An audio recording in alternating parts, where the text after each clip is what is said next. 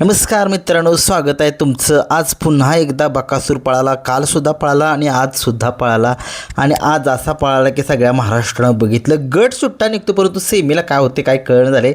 परंतु शेवटी आज आदतचं मैदान आहे आणि ते मैदान जे आहे ते 2 लाख रुपयेचं मैदान आहे. आदतचं सगळ्यात मोठं मैदान आहे आणि त्या मैदानामध्ये क्वार्टर फायनललासुद्धा 10,000 रुपये बक्षीस आहे प्रत्येक गाडीला.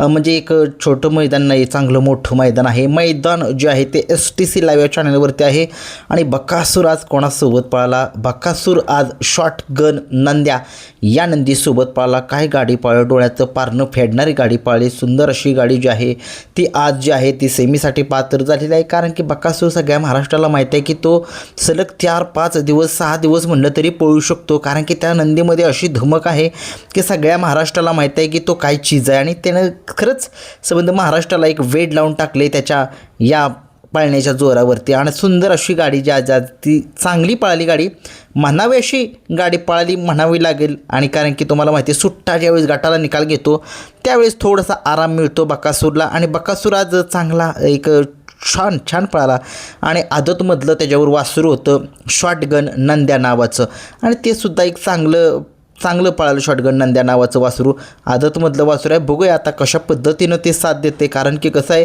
रती महारथी त्या ठिकाणी आहेत आणि बघूया कशा पद्धतीनं सेमीसाठी गाडी पात्र तर झालेली आहे. परंतु गाडीवरती ड्रायव्हर कोण होते सगळ्यांना एक उत्सुकता आली असेल की गाडी चालवते, पण आज ड्रायव्हर वेगळेच आहेत. आज गाडीवरती ड्रायव्हर आहेत छोट्या ड्रायव्हर कोऱ्हाळेकर हे आहेत आज बकासूरच्या गाडीवरती ड्रायव्हर.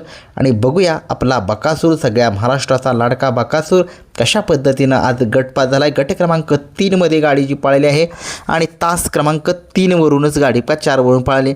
परंतु गाडी पळाली एवढी खरं आणि गाडी जिंकलेली आहे. गट खूप साऱ्या शुभेच्छा आपल्या बकासूरला. कारण बकासूर शिवाय मजा येत नाही. बकासूर मैदानामध्ये पाहिजे. बकासूर शिवाय खरंच या मैदानाला शोभा येत नाही.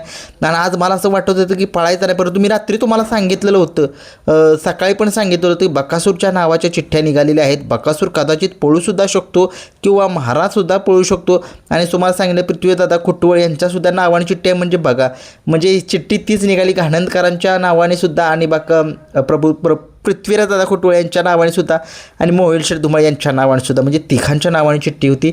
आणि गाडी दुसरी निघाली नंद्या पळाला. नंद्या मला वाटलं त्यांचा आदतमधला कुठला गोकुळ पळेल किंवा पृथ्वीदादा खुटवळ यांचा जो कुठला नंदी असेल आदतमधला तो पळू शकतो. परंतु आज वेगळाच नंदी पळाला. नंद्या शॉटगन नंद्या म्हणतात त्या नंदीला आणि चांगल्या रीतीनं तो सुद्धा चांगल्या डाव्या खांदीनं पळाला आहे. बकासूर उजव्या खांदी पळाला आहे. आता जर गाडी सेमीला जर कडनं समजा उजव्या फाटीनं लागली गाडी तर बकासूर उजवीनं असेल, जरी डावीनं लागली तरी बकासूर डावीनंच असेल.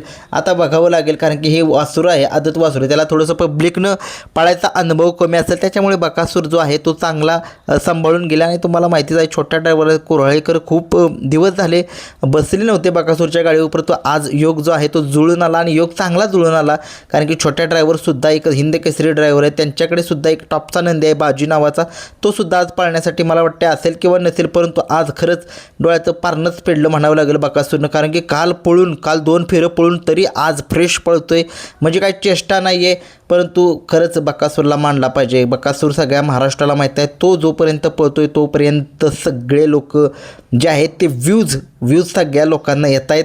ज्यावेळेस तो तुम्हाला माहितीच आहे जोपर्यंत ज्या दिवशी तो मैदानात नसतो त्यावेळेस कोणी लोक एवढी शर्यत बघत नाही. परंतु एक कमाल आज झाली. बकासूरचा पायरा जो होता शॉटगन नंद्यासोबत होता आणि एक चांगली गाडी पळाली, म्हणावशी गाडी पळाली. आणि सुट्टी मेकरसुद्धा आज चांगलेच होते, चांगली सुट्टीसुद्धा केलेली आहे. बघाऊ आज टॉपचे नंदी कोणकोणते आलेले आहेत ते कमेंट्स बॉक्समध्ये सांगा. मी लाईव्ह लॉट जे आहेत ते सांगितले आहेत सगळ्यांना, जाऊन वाटल्यास तुम्ही बघा. माझा चॅनल किरण शिरतोडे ब्लॉग्स या चॅनलवरती जावा, त्या ठिकाणी मी लाईव्ह लॉट म्हणजे मैदानामध्ये कुठला नंदी कोणत्या गटात पळाला ते सुद्धा सांगितलेलं आहे. आणि निकाल जे आहे ते आता मी सगळे 1 ते 20 गटाचे निकाल जे आहे ते माझा चॅनल किरण शिरतोडे ब्लॉग्स जुना चॅनल आहे त्या चॅनलवरती मी तुम्हाला ती माहिती देणार आहे. तुम्ही तिथं जाऊन नक्कीच बघा.